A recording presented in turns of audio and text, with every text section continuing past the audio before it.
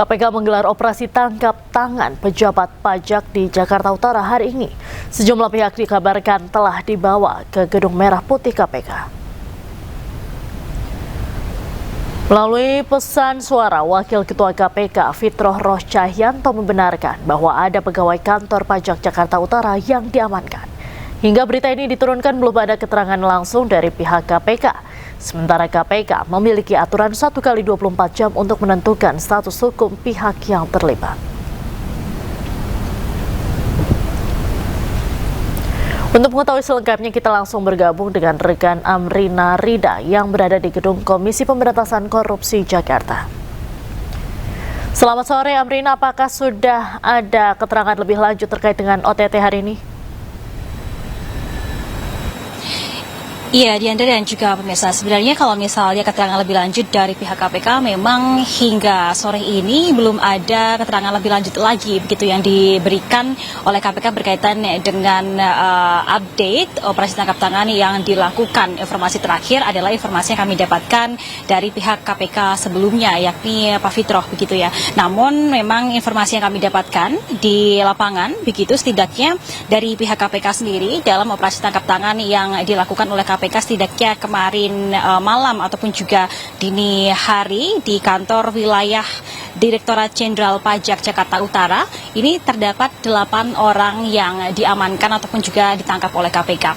Nah, kasus ini adalah kasus yang diduga berkaitan dengan adanya dugaan suap pengurangan nilai pajak. Dari 8 orang yang telah diamankan dan juga ditangkap oleh KPK, ini terdiri dari beberapa identitas. Di antaranya adalah ada pegawai kantor pajak di Kanwil DJP Jakarta Utara. Selain itu, Diandra, dari pihak KPK juga mengamankan sejumlah pihak-pihak eksternal. Di antaranya adalah ada wajib pajak, lalu juga konsultan pajak, dan juga ada perantara ataupun juga pihak yang diduga menjadi perantara suap antara wajib pajak dengan pegawai pajak di Kanwil DJP Jakarta Utara ini. Kalau kita melihat kasusnya sendiri yang mana dugaannya adalah berkaitan dengan dugaan suap pengurangan nilai pajak, maka diduga akan terjadi adanya kerjasama antara wajib pajak dengan pegawai kantor pajak melalui perantara untuk mengurangi nilai pajak yang harus dibayarkan oleh wajib pajak tersebut.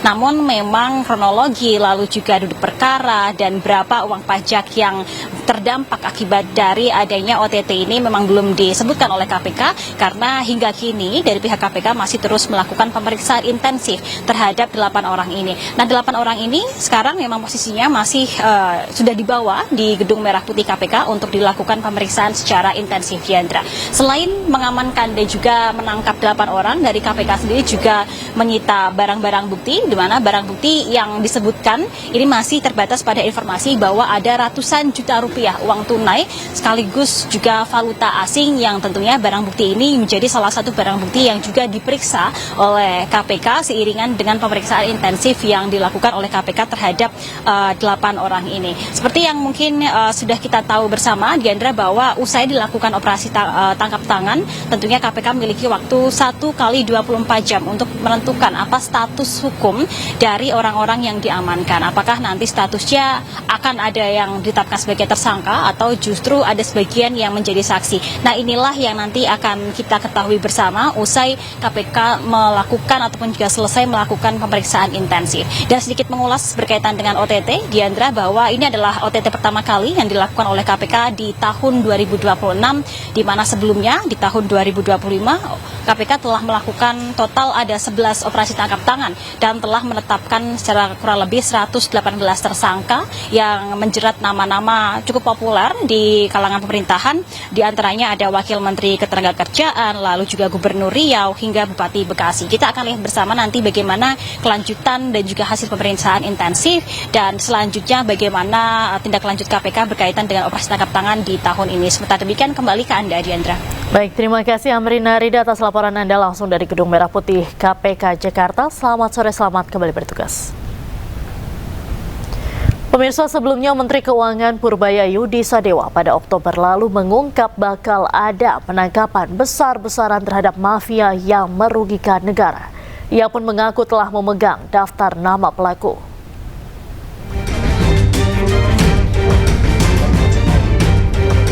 Usai sidang Kabinet Paripurna di Istana Negara Jakarta pada Oktober 2025 lalu, Menteri Keuangan Republik Indonesia Purbaya Yudi Sadewa mengungkapkan akan ada penangkapan besar-besaran pelaku penyelundupan atau mafia barang-barang ilegal. Mafia yang dimaksud terkait kasus penyelundupan tekstil, baja, dan barang lainnya. Purbaya pun menegaskan ia telah memegang daftar nama pelaku yang terlibat dalam aktivitas penyelundupan itu dan tinggal melaksanakan proses hukumnya. Yang under invoicing, yang selama ini nyelundupin, yang banyak tekstil, baja, segala macam, itu kan sudah ada nama-nama pemainnya kan. Tinggal kita pilih aja siapa yang mau diproses. Potensi pengembaliannya berapa triliun, Pak? Belum tahu, masih kita hitung. Kasih ya.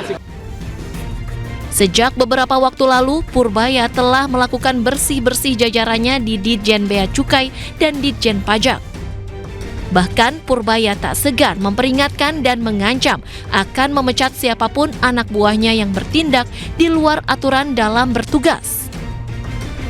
Dari Jakarta, Tim Liputan iNews melaporkan. Kita beralih ke informasi lain, pemirsa. Pelatih baru Timnas Indonesia John Hartman tiba di tanah air melalui Bandara Internasional Soekarno-Hatta, Tangerang, Banten Sabtu siang. Rencananya John Hartman akan diperkenalkan kepada publik pada Senin lusa.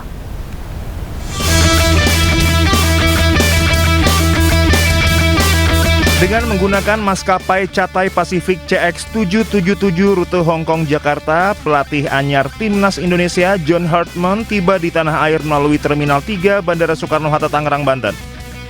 John Hartman datang bersama rombongan keluarga pada pukul 13.25 waktu Indonesia Barat. John kemudian langsung bergegas menuju mobil yang telah disiapkan untuk menuju hotel.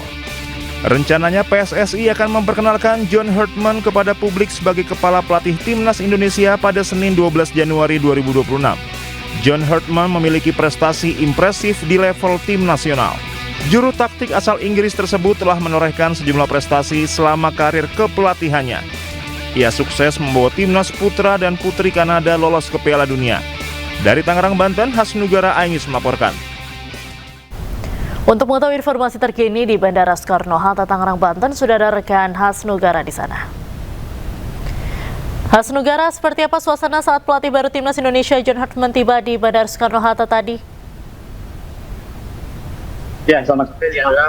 Memang tadi pada pukul 13 lebih 25 menit waktu Indonesia Barat, kedatangan dari pelatih anyar Timnas Indonesia yaitu John Hartman tiba di tanah air melalui Bandara Internasional Soekarno-Hatta.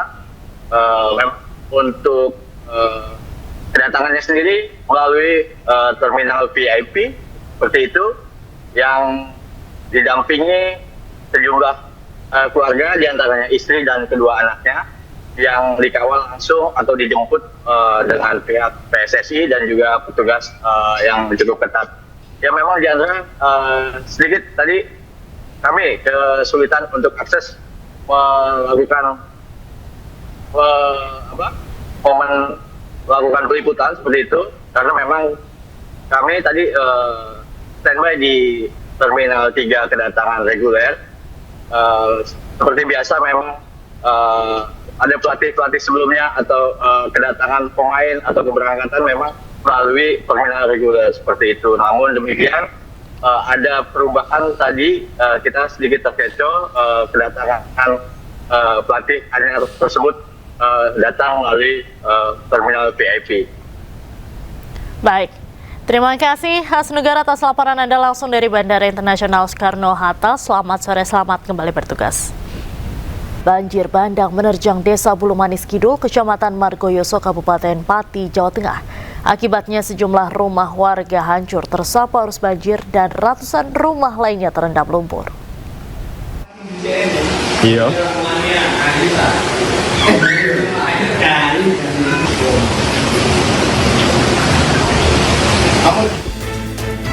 Pasca diterjang banjir bandang, kondisi rumah warga di Desa Bulumanis Kidul, Kecamatan Margoyoso, Kabupaten Pati, Jawa Tengah rusak. Bahkan sebagian rumah warga hancur dan hanyut terbawa arus banjir. Sebanyak 200 lebih rumah warga terendam lumpur dengan ketinggian 10 hingga 20 cm. Hujan dengan intensitas tinggi yang mengguyur wilayah lereng Pegunungan Muria dan Kecamatan Margoyoso menyebabkan debit Sungai Suwatu meningkat drastis. Kondisi tersebut memicu jebolnya tanggul sungai sepanjang kurang lebih 20 meter. Banjir datang secara tiba-tiba sehingga warga tidak sempat menyelamatkan barang berharga. Selain merusak rumah, banjir bandang juga memutus akses jalan desa dan mengganggu aktivitas warga. Curah hujan sangat besar, curah hujan dari atas gunung. Yang rusak parah ini rumah warga ada berapa, Pak? Kurang lebih ada 10 atau 15. 10 sampai 15 rumah ya? 10 sampai 15 rumah. Yang terdampak berapa, Pak? Ada 2 LW, rumahnya perkiraan 150 sampai 200 lah, kurang lebih segitu. Hingga kini warga masih diliputi kekhawatiran karena hujan terus turun dan tanggul sungai belum diperbaiki. Sempat panik, terus sempat teriak-teriak histeris, ibu-ibu semua sudah berlarian, terus kita langsung siap. Mas, ini apa yang paling diharapkan warga saat ini, Mas? Sementara mungkin yang darurat, mungkin makanan awal, sarapan terus bantuan pakaian layak. Warga berharap pemerintah Kabupaten Pati segera menyalurkan bantuan terutama makanan siap saji, pakaian, serta kebutuhan dasar lainnya karena seluruh barang milik warga rusak dan tidak dapat diselamatkan. Dari Pati, Jawa Tengah, Vindi Agil, iNews melaporkan. Wakil Ketua DPR RI Sufmi Dasko Ahmad kembali memimpin rapat koordinasi membahas pemulihan Aceh setelah bencana menerjang wilayah tersebut. Rapat ini diikuti Satgas Pemulihan Pasca Bencana DPR dan Satgas Percepatan Rehabilitasi dan Rekonstruksi Pemerintah.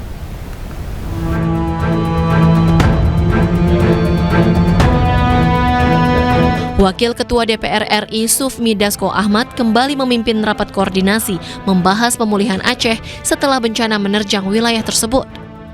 Rapat ini diikuti Satgas Pemulihan Pasca Bencana DPR dan Satgas Percepatan Rehabilitasi dan Rekonstruksi Pemerintah. Rapat digelar di Banda Aceh Sabtu pagi. Ini merupakan rapat koordinasi lanjutan setelah pertama kali digelar pada bulan lalu yang juga dipimpin Dasko. Rapat kali ini beragenda mendengarkan laporan tindak lanjut hasil rapat sebelumnya. Selain itu, Satgas DPR akan menyerahkan hasil koordinasi terintegrasi kepada Satgas dari pemerintah. Dan setelah beberapa hari ini kemudian dari hasil rapat-rapat tersebut mungkin nanti akan dapat disampaikan laporannya.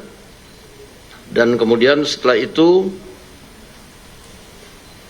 Satgas Pemulihan Pasca Bencana DPR RI itu kemudian akan menyerahkan hasil dari koordinasi yang terintegrasi tersebut kepada Satgas Percepatan Rehabilitasi dan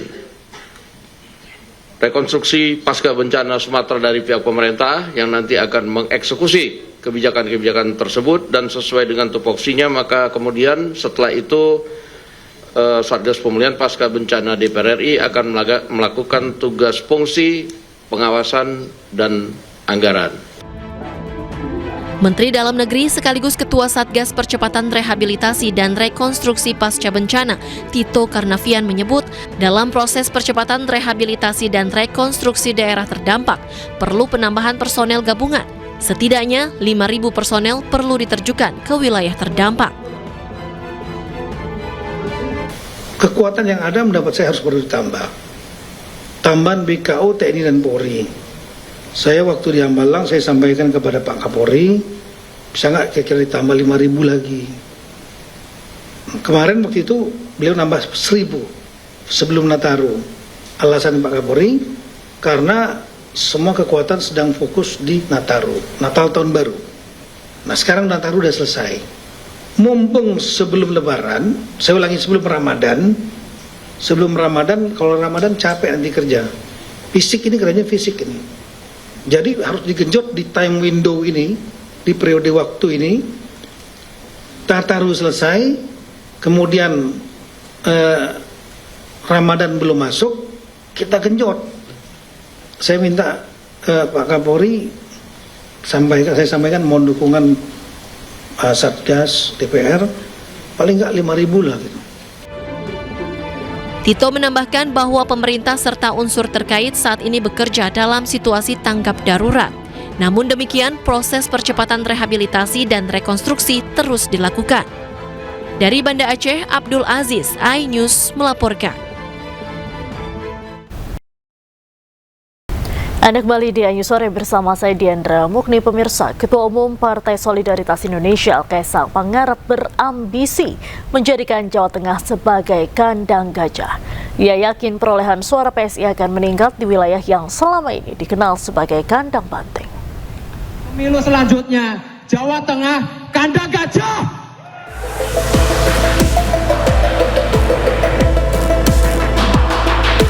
Ketua Umum Partai Solidaritas Indonesia Kaisang Pangarep bertekad menjadikan Jawa Tengah sebagai kandang gajah.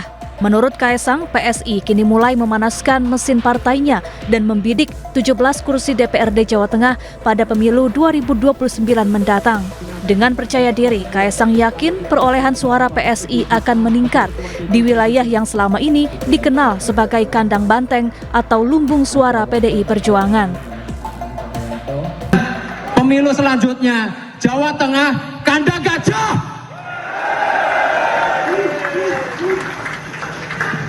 Wes rasa kandang-kandangan sing liyane. Tempatnya gajah itu sekarang di sini, ya. PSI hadir untuk masyarakat Jawa Tengah. Dari hasil rekapitulasi suara pemilu anggota DPRD Provinsi Jawa Tengah tahun 2024, PSI berada di peringkat 10 dengan meraih 2 kursi. Sementara di posisi pertama, PDI Perjuangan masih berkuasa dengan perolehan 33 kursi. Tim Liputan iNews melaporkan.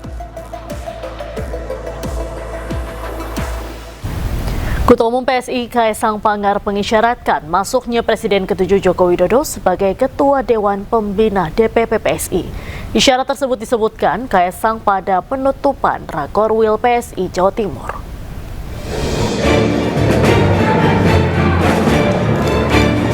Ketua Umum PSI Kaisang Pangarep mengisyaratkan masuknya Presiden ke-7 Joko Widodo sebagai Ketua Dewan Pembina DPP PSI. Hal tersebut tersirat saat Kaisang memberikan arahan di hadapan para pengurus dan kader PSI Jawa Timur di Surabaya. Kaisang menyebut jajaran PSI daerah harus memperkuat struktur kepengurusan, dan setelah itu, Ketua Dewan Pembina yang dirahasiakan namanya tersebut akan muncul. Dari Ketua Dewan Pembina kita ini fokus untuk struktur, udah nggak usah mikir yang lain-lain dulu. Kita fokus perbaiki struktur, kita benahi, kita selalu evaluasi supaya roda organisasinya bisa terus bergerak. Nanti kalau sudah komplit, beliau akan muncul dengan sendirinya.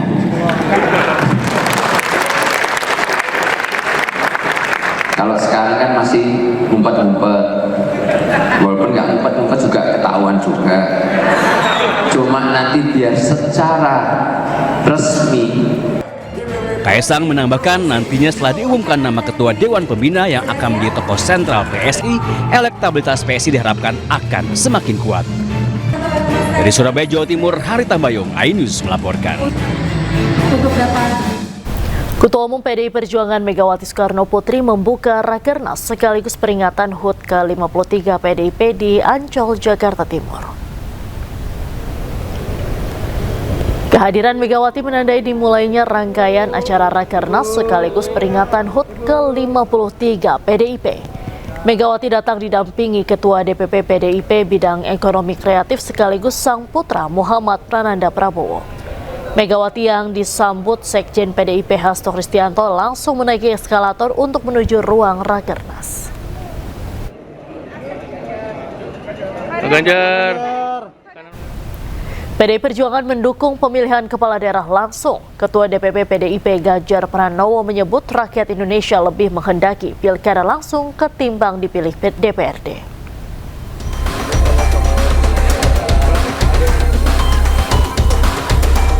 Ketua DPP PDI Perjuangan Ganjar Pranowo mengklaim partainya mendukung pemilihan kepala daerah dipilih oleh rakyat atau pemilihan langsung. Menurut Ganjar, rakyat Indonesia lebih menghendaki pilkada langsung ketimbang dipilih DPRD. Pernyataan ini dilontarkannya di tengah parpol lain meminta pilkada dipilih pihak legislatif. Oh ya, kita kan sudah jelas ya, beberapa kawan-kawan sudah menyampaikan. Perdebatannya sudah cukup panjang. Kita pernah pemilihan DPRD era Orde Baru. Lalu dengan adanya reformasi, kemudian masyarakat menghendaki itu secara langsung. Kemudian dibuatlah undang-undang. Pada saat undang-undang dibuat, saat itu dipilih DPRD. Era Pak SBY kemudian membuat Perpu. Dan kemudian diberlakukan undang-undang langsung.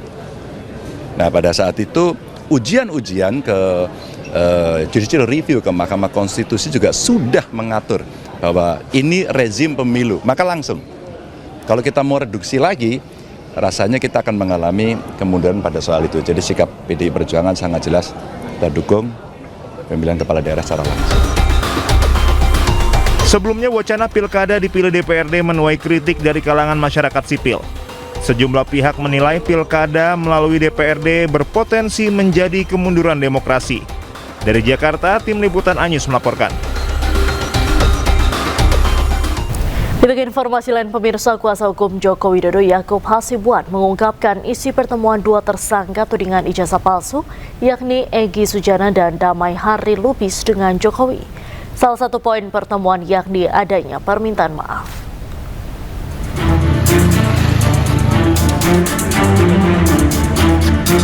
Dua tersangka fitnah ijazah palsu yakni Egy Sujana dan Damai Hari Lubis menemui Presiden ke-7 Republik Indonesia Joko Widodo di Solo, Jawa Tengah. Kuasa hukum Jokowi Yakub Hasibuan mengatakan pertemuan tersebut bersifat kunjungan pribadi atau bertamu. Salah satu poin pertemuan yakni adanya permintaan maaf. Yakub menegaskan secara pribadi Jokowi dikenal sebagai sosok yang terbuka dan pemaaf. Kalaupun nanti ada pergerakan atau ada kebijakan atau ada diskusi mengenai kelanjutan ini, apakah itu nanti akan ada restoratif justice, apakah itu nanti ada plea deal, apakah nanti ada juga keringanan dalam hal penegakan hukum, apakah di persidangan ataukah di penyidikan, itu nantinya tentunya akan kami serahkan juga kepada pihak penyidik, karena sekarang kan masih di penyidikan. Jadi apakah nanti harus tetap ke persidangan atau ternyata bisa diselesaikan di sini? Kembali lagi, kami harus tetap berkonsultasi dulu, menanyakan kepada penyidik seperti apa kira-kira. Egy Sujana dan Damai Hari Lubis saat ini berstatus tersangka dalam perkara dugaan pencemaran nama baik atas tuduhan ijazah palsu yang dilaporkan Joko Widodo ke Polda Metro Jaya. Dari Solo, Jawa Tengah, Septiantoro Anyus melaporkan. Sebelumnya Presiden ke-7 RI Joko Widodo disebut telah memaafkan dua tersangka kasus ijazah palsu Egy Sujana dan Damai Hari Lubis. Pihak Jokowi menyebut perdamaian ini dapat menjadi pertimbangan polisi untuk mencabut status tersangka.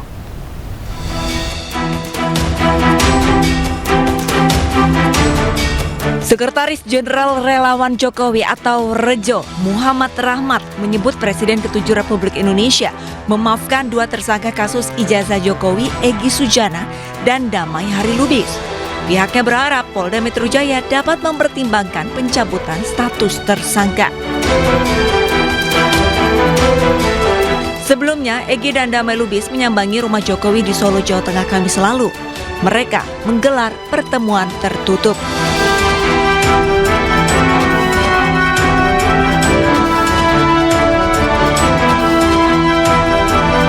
Di buku buat Pak Jokowi ya, Prof. Egy Sujana memberikan hadiah buku untuk Jokowi sebelumnya telah disampaikan melalui Rejo pada 16 Desember 2025. Ini saya tanda tangani untuk saudaraku seiman seislam, Bapak Joko Widodo. Insya Allah beliau itu CBM, cerdas, berani, militan. Dari Rejo mendampingi Bapak Egy Sujana berserta Bapak Hari Damai Lubis dan pengacara Bapak Egy Sujana, Ibu Eli Daneti, berkunjung ke kediaman Bapak Jokowi, Presiden RI yang ke-7. Alhamdulillah pertemuan berjalan dengan sangat baik. Kami semua disambut dengan sangat baik oleh Bapak Jokowi dan mudah-mudahan pertemuan ini menjadi perekat bagi kesatuan bangsa kita yang akan datang. Adapun dalam kasus ijazah Jokowi, 8 orang ditetapkan sebagai tersangka, diantaranya Egy Sujana, Damai Hari Lubis, dan pakar telematika Roy Suryo. Kasus berawal dari laporan Jokowi ke Polda Metro Jaya terkait tuduhan ijazah palsu. Dari Solo, Jawa Tengah, Septiantoro, iNews melaporkan. Pemirsa, Ketua Umum Jokman Nusantara Bersatu Andi Azwar menyampaikan pernyataan sikap dari Aliansi Relawan Jokowi soal laporan Partai Demokrat terkait kasus ijazah Jokowi.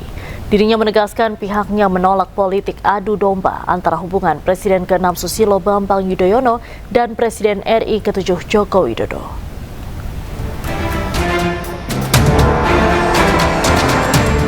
Pelaporan ke Polda Metro Jaya oleh Partai Demokrat atas dugaan tindak pidana penyebaran berita bohong disikapi Ketua Umum Jokman Nusantara Andi Azwar.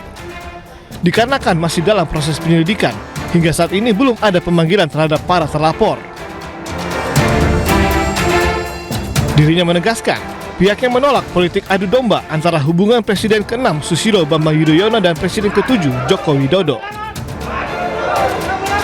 Saya katakan mungkin ada yang ingin memanfaatkan hal itu, ingin berselancar dengan itu, ingin mengadu domba antara Presiden ke-6 dengan Presiden ke-7.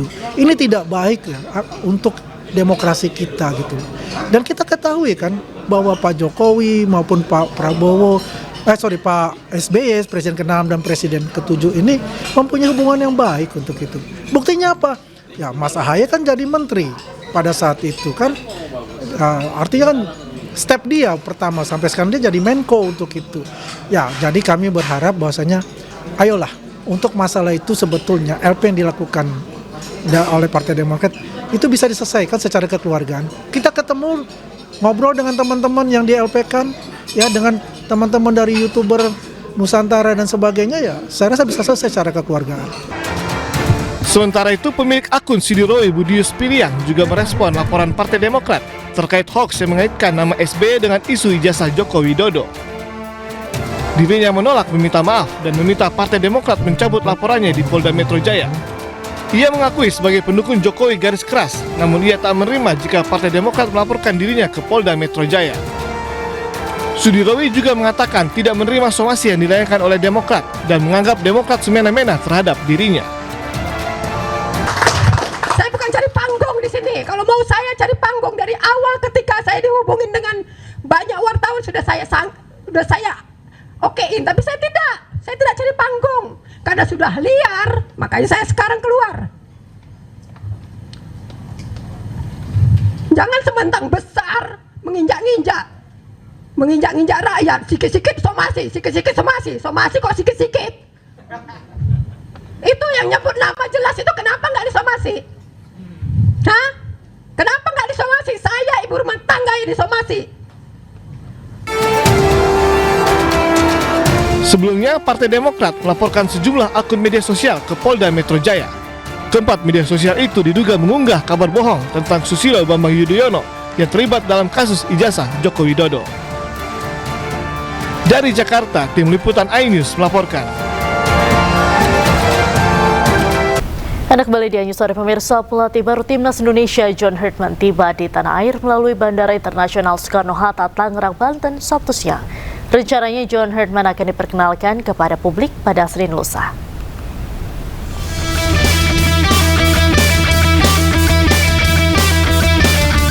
Pelatih anyar Timnas Indonesia John Hartman tiba di tanah air melalui Terminal 3 Bandara Soekarno-Hatta, Tangerang, Banten. John Hartman datang bersama rombongan keluarga pada pukul 13.25 waktu Indonesia Barat. John kemudian langsung bergegas menuju mobil yang telah disiapkan untuk menuju hotel. Rencananya PSSI akan memperkenalkan John Hartman kepada publik sebagai kepala pelatih Timnas Indonesia pada Senin 12 Januari 2026. John Hartman memiliki prestasi impresif di level tim nasional. Juru taktik asal Inggris tersebut telah menorehkan sejumlah prestasi selama karir kepelatihannya. Ia sukses membawa Timnas putra dan putri Kanada lolos ke Piala Dunia. Dari Tangerang, Banten, Hasnugara Ainus melaporkan. PSSI resmi menunjuk John Hartman sebagai pelatih Timnas Indonesia. John akan diperkenalkan langsung pada publik sepak bola Indonesia Senin lusa.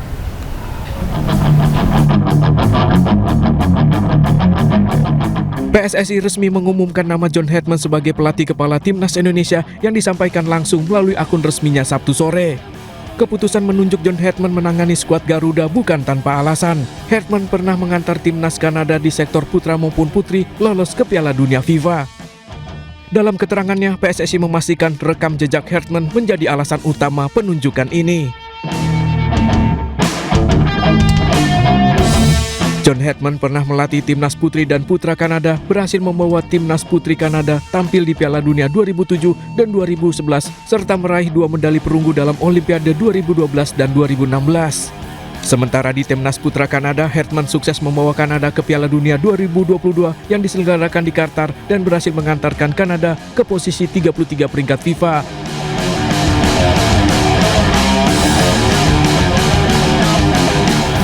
Timnas Indonesia dijadwalkan tampil di FIFA Series pada 23 hingga 31 Maret mendatang, kemudian agenda FIFA Matchday pada Juni, September, Oktober, dan November, serta tampil di Piala AFF 2026 yang akan berlangsung pada 25 Juli mendatang.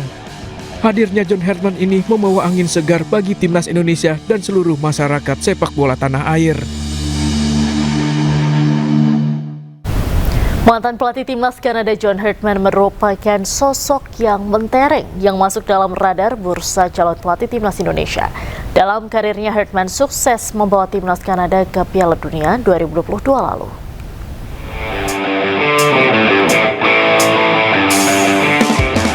Nama John Hartman tampil mentereng sebagai pelatih Timnas sepak bola Kanada. Dengan syarat pengalaman, Hartman yang kini menganggur masuk dalam radar PSSI di bursa calon pelatih Timnas Indonesia. Ia merupakan mantan pelatih Timnas Kanada, muncul setelah sejumlah media internasional menyebut Hartman telah berkomunikasi langsung dengan pihak PSSI. Hartman dikenal sebagai sosok yang berperan besar dalam membangun fondasi sepak bola Kanada, baik di tim putra maupun tim putri. Bersama Timnas Putra Kanada, ia membawa Kanada lolos ke Piala Dunia 2022, sedangkan bersama Timnas Putri Kanada, ia berhasil membawa Kanada lolos ke Piala Dunia Wanita 2015 lalu. Sebelumnya, nama Hartman sempat dikaitkan dengan Timnas Jamaika pada tahun ini, meski akhirnya federasi mereka memilih pelatih interim. Meski begitu, Hartman menyatakan siap kembali ke level internasional.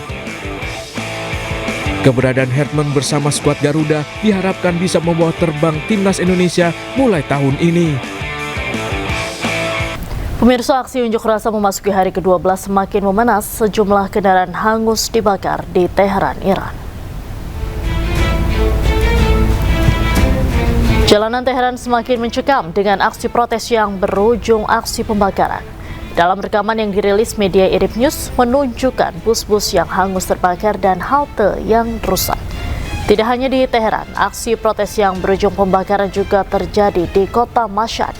Pemerintah Iran juga memberlakukan pemadaman internet dan layanan telepon diputus di tengah kerusuhan yang sedang berlangsung.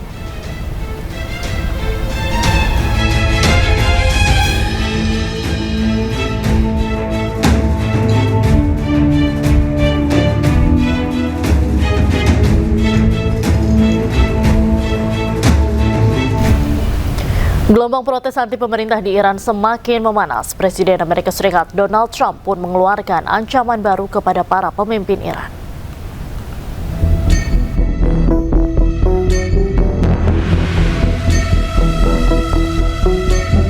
Para pengunjuk rasa turun ke jalan-jalan di Teheran pada Jumat malam di tengah pemadaman internet nasional penyusul kerusuhan selama beberapa hari terkait krisis ekonomi Iran. Otoritas setempat memutus akses internet untuk membendung arus informasi dan mengendalikan kerusuhan yang kian meluas. Tercatat puluhan demonstran tewas dalam hampir 2 pekan terakhir, meluasnya bentrokan jalanan dan kebakaran, serta beberapa petugas polisi tewas dalam semalam. Sementara itu, Presiden Amerika Serikat Donald Trump mengatakan bahwa Iran berada dalam masalah besar seiring aksi protes anti pemerintah terjadi di negara itu. Trump mengulangi ancaman sebelumnya kepada otoritas Iran untuk tidak menembak para demonstran. Ia memperingatkan AS tengah mengamati situasi dengan sangat cermat dan tak segan untuk melakukan intervensi. Iran's in big trouble. It looks to me that the people are taking over certain cities that nobody thought were really possible just a few weeks ago. We're watching the situation very carefully. I've made the statement very strongly that if they start killing people like they have in the past, we will get involved. We'll be hitting them very hard where it hurts. And that doesn't mean boots on the ground, but it means hitting them very, very hard where it hurts. Di sisi lain, para demonstran pro-pemerintah berkumpul di berbagai kota di seluruh Iran pada hari Jumat waktu setempat. Mereka menyuarakan dukungan kepada pemerintah di tengah meningkatnya protes nasional dan mengecam ancaman Trump untuk melakukan intervensi.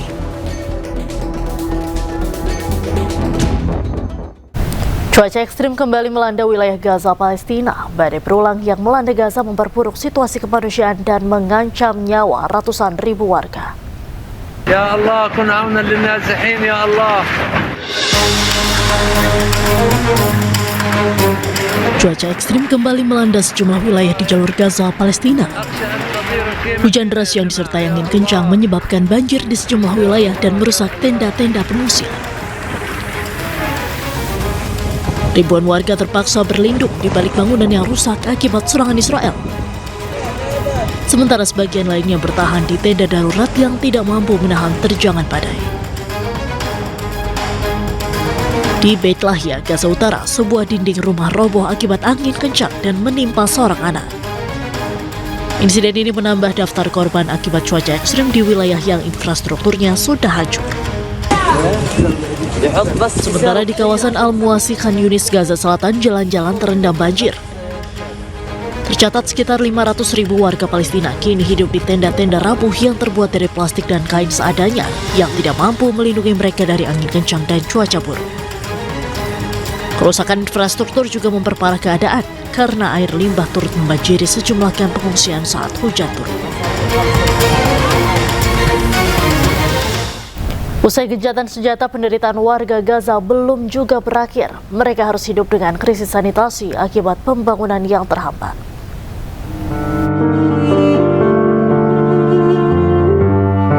Hampir 3 bulan setelah kesepakatan gencatan senjata, penduduk Gaza menghadapi tanah tandus. Rumah-rumah hancur menjadi puing-puing, dan mereka harus berjuang untuk membuang limbah dan sanitasi yang diperparah oleh musim dingin yang keras. Sejumlah keluarga terpaksa tinggal di tempat pembuangan sampah dan harus melalui kondisi hidup yang mengerikan. Tak jarang anak-anak harus hidup berdampingan dengan tikus dan kecoa yang membuat mereka dalam resiko kesehatan.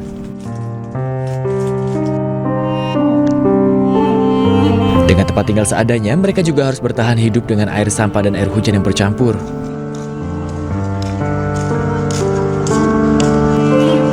Dengan gencatan senjata bulan Oktober, wilayah tersebut menyaksikan fase pertama dari rencana perdamaian sementara, pertukaran sandera dan tahanan, serta masuknya bantuan dasar.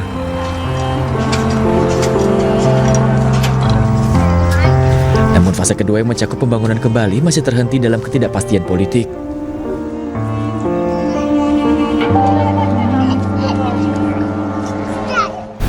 Tentara Israel kembali melanggar gencatan senjata. 2 orang tewas dan sejumlah lainnya terluka dalam serangan udara ke permukiman warga di kawasan Al-Tufah, kota Gaza.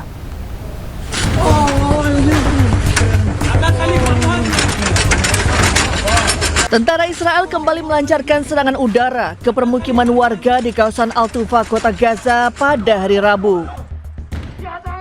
Akibat serangan ini, sedikitnya 2 orang tewas, sementara sejumlah lainnya luka parah. Tentara Israel mengklaim serangan menargetkan seorang pimpinan Hamas yang merencanakan serangan terhadap pasukan mereka. Serangan ini menambah daftar pelanggaran Israel sejak gencatan senjata mulai berlaku pada 10 Oktober 2025. Rangkaian pelanggaran serangan oleh tentara Israel menewaskan sedikitnya 424 warga Palestina dan melukai lebih dari 1.000 lainnya. Baku tembak kembali terjadi di Gaza usai gencatan senjata disepakati. 1 orang terluka akibat insiden ini. Dan pemirsa, usai sudah kebersamaan kita dalam iNews sore hari ini, temukan informasi-informasi terbaru lainnya di www.inews.id. Cuplikan tayangan berita iNews dapat Anda saksikan di kanal YouTube @official_inews. Dan pemirsa, update informasi terbaru Anda dengan berita-berita aktual juga hangat. Dan sejukkan dulu dengan air mineral yang murni pasti sejuknya. Saya Diandra Mukni pamit undur diri, selamat beraktivitas, sampai jumpa.